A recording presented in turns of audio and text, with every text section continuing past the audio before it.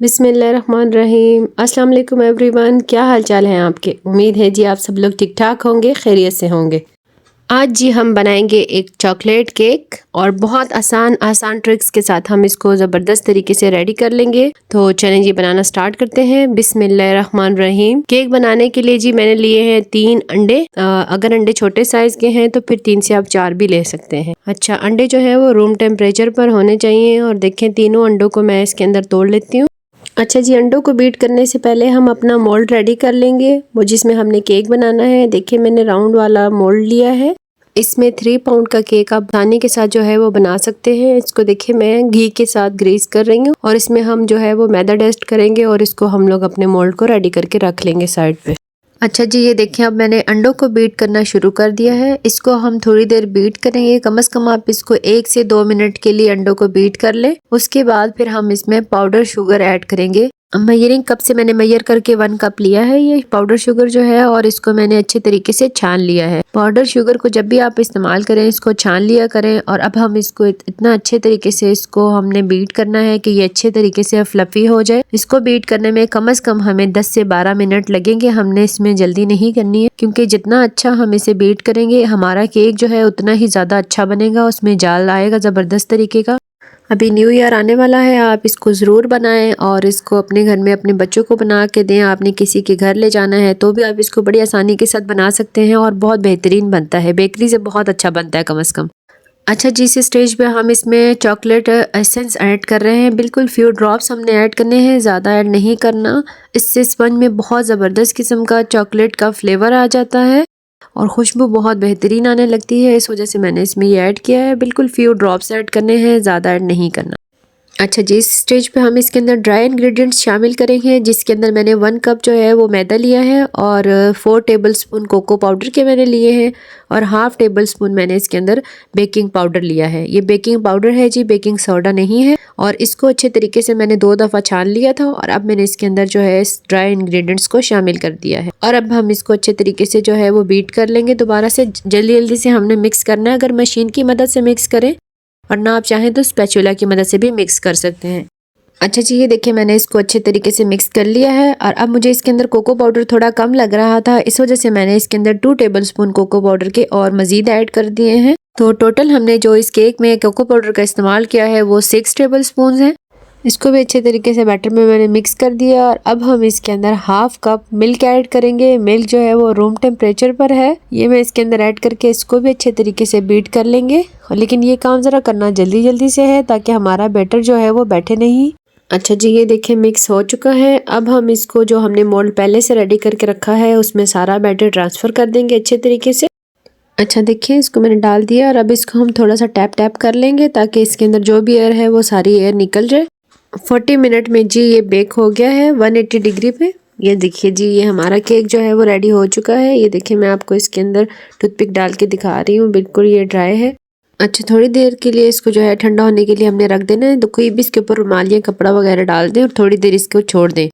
ये देखिए केक हमारा जो है ज़बरदस्त तरीके से ठंडा हो चुका है और अब हम इसको जो है मोल्ड से निकाल लेंगे। छुरी की मदद से मैंने इसकी साइडें छुड़ा ली हैं और देखिए कितनी आसानी के साथ स्पंज जो है वो मोल्ड से बाहर निकल आया है। आप देखें स्पंज कितना ज़बरदस्त हमारा सॉफ्ट स्पंज बना है। अच्छा जी, चलें अब इसको हम 3 लेयर्स में कटिंग करेंगे। अच्छा, ये देखें इसको थोड़ा सा मैंने ऊपर वाला जो इसका हिस्सा है इससे थोड़ा सा ये जो केक है इसको रिमूव कर रही हूँ ताकि जब हम इसके अंदर दूध डालें तो ये कम से कम एब्जॉर्ब कर सके। अच्छा, ये देखें इसको आराम आराम से हमने नाइफ़ को चलाते जाना है और इसकी जो है वो पतली पतली सी 3 लेयर्स इसकी हमने बना लेनी है ताकि हमारा जो केक है वो 3 लेयर्स में आ सके। अच्छा जी, ये देखें फर्स्ट लेयर हमने रख लिया और अब हम इसके ऊपर जो है मिल्क ऐड करेंगे। मिल्क मैंने एक बॉटल में डाल रखा है, इसके अंदर मैंने जो है वो शुगर ऐड किया है और साथ में थोड़ी सी मलाई ऐड की है। मलाई टोटली ऑप्शनल है, अगर आप चाहें तो ऐड कर लें, नहीं तो आप स्किप भी कर सकते हैं। इसको हमने अच्छे तरीके से सॉक करना है, इससे हमारा जो केक है वो बहुत ज़्यादा मॉइस्ट बनेगा और खाने में आपको बहुत ज़्यादा अच्छा लगेगा। इसी वजह से ये बेकरियों से थोड़ा डिफरेंट फील होगा। अच्छा, ये देखिए विपिंग क्रीम को मैंने विप कर लिया है। मैंने काफ़ी दफ़ा सिखा चुकी हूँ कि विपिंग क्रीम को विप किस तरीके से करना है। अभी मैं सिर्फ और सिर्फ केक की डेकोरेशन सिखा रही हूँ कि इसको किस तरह से हम डेकोर करेंगे। व्हिपिंग क्रीम को व्हिप करना मैंने पहले भी कई बार सिखाया है, मैं आपको लिंक भी डिस्क्रिप्शन बॉक्स में डाल दूंगी, आप उससे भी जाके देख सकते हैं। अच्छा जी, ये देखिए व्हिपिंग क्रीम की मदद से मैंने इसको जो है वो साइडों पे इस तरह व्हिपिंग क्रीम लगा दी है और दरमियान में जो है आप चाहें तो चॉकलेट गनाश भी लगा सकते हैं। मैं इसके अंदर चोको चिप्स ऐड करूंगी और उसके ऊपर फिर मैं हल्का हल्का सा क्रीम का लेयर लगा दूंगी। इस तरीके से लगाने से क्रीम जो है एक तो ज़्यादा क्रीम ज़ाया नहीं होती और दूसरा ये है कि हाइड्रेट केक बनाने में बहुत आसानी हो जाती है। अच्छा जी, ये देखिए इसी तरीके से मैंने सेकंड कोट इसके ऊपर लगाना है, सेकंड लेयर मैंने रख दी है। इसी तरह से हमने इसके ऊपर भी मिल्क ऐड करना है, चोको चिप ऐड करनी है और साथ में क्रीम ऐड करनी है। बस सेम प्रोसेस जो हमने पहले लेयर में किया है इसी तरह से हमने दूसरी लेयर में भी करना है। और ये देखिए मैंने अब इसके ऊपर फाइनल लेयर इसकी ऐड कर दी है। अच्छा, फाइनल लेयर के ऊपर भी हमने दूध ऐड कर देना है। दूध ऐड करने के बाद हमने इसको क्रम कोटिंग करनी है। क्रम कोटिंग करने के बाद हमने इसको डेकोरेशन फ़ौरन से नहीं करनी, कम से कम आपने इसको, अगर आप फ्रिज में रख रहे हैं तो आप इसको 2 घंटे के लिए फ्रिज में रखें, उसके बाद इसके ऊपर क्रम कोटिंग करें। तो जो भी आप इसके ऊपर डेकोरेशन करते हैं वो डेकोरेशन फिर बिल्कुल अपनी जगह पे रहती है, स्टे करती है, ख़राब नहीं होता केक। और अगर आप जल्दी करना चाहते हैं, अगर आपको जल्दी है तो फिर आप उसके लिए ये कर सकते हैं कि केक को आप फ्रीज़र में रख दें, 15 से 20 मिनट के लिए फ्रीज़र में रखें, उसके बाद आप इसके ऊपर कोटिंग कर लें। अच्छा जी, ये देखिए ये 15 मिनट मैंने इसको फ्रीज़र में रखा है, उसके बाद मैंने इसके ऊपर फाइनल कोटिंग की है जी।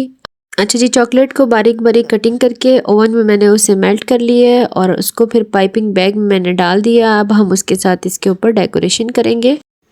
अच्छा ये देखिए, बस ज़्यादा इसको नहीं कटिंग करना, थोड़ा सा इसको कटिंग करना है ताकि किनारे से, एक किनारे से हमने केक के स्टार्ट कर लेना है और इसको टर्निंग टेबल को घुमाते जाना है और इस तरीके से हमने ये सारा चॉकलेट जो है वो ड्रॉप्स की सूरत में केक के ऊपर डाल लेना है और बकाया बचा हुआ चॉकलेट हम इसके दरमियान में ऐड कर देंगे और हल्का सा जो है वो पैलेट नाइफ की मदद से इसको मिक्स कर देंगे इसके ऊपर। परेशान होने की ज़रूरत नहीं है कि आप देख के ये सोचें कि केक हमारा ख़राब हो गया। केक हमारा बिल्कुल भी ख़राब नहीं होगा।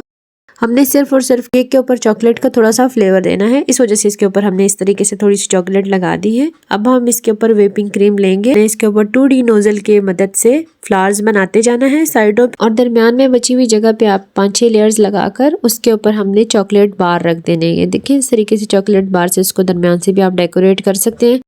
अच्छा जी, ये थी मेरी आज की रेसिपी और इसके ऊपर ये देखें फ्लावर्स के ऊपर मैंने चोको चिप्स रख दिए हैं। अगर आपको मेरी रेसिपी पसंद आए तो आप मेरे चैनल को लाइक एंड शेयर करें, सब्सक्राइब करें और ये देखें दुआओं में याद रखिएगा और ज़रूर बनाइएगा और मुझे कमेंट्स में ज़रूर बताइएगा कि आपको मेरी ये रेसिपी कैसी लगी। हैं जी किसी और रेसिपी में। अल्लाह हाफिज़।